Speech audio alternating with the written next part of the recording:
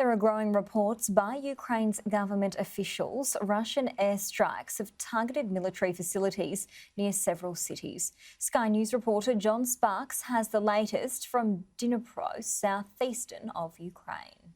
We do know that there are airstrikes landing in locations across the country, quite close to here, a city called Poltava. It's been hit by the Russian equivalent of the cruise missile. Also in Sumy in the northeast, intense fighting there as well, we are hearing, and in Mariupol in the southeast. And the port city of Melitopol on the Sea of Azov in the south.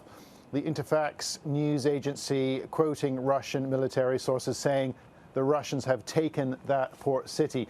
But the Ukrainian mayor of that city has popped up to say, oh, no, you haven't. We're still in control. The Ukrainians are still in control of Melitopol. So the situation there, unclear, but indicative, as we've been talking this morning, about the strength and the resilience of the Ukrainian forces. It is clear, I think, that the Russians have not used the full might of their military machine, particularly their artillery. If you think about what they did to the city of Grozny in Chechnya in the mid-90s, they leveled it. And they've done the same in their partnership with the Syrian regime as well. They could do the same here in Kharkiv, a large city, 1.5 million people, very close to the border.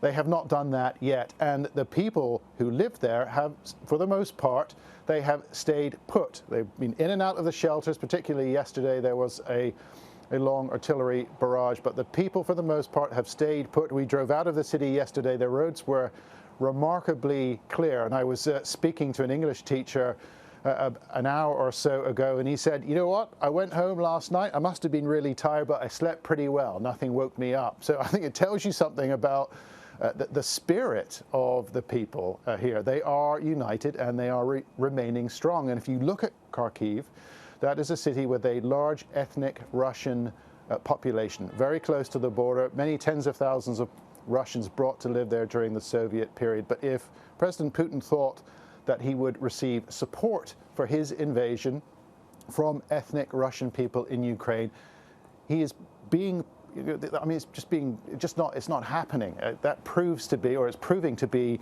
a mistake.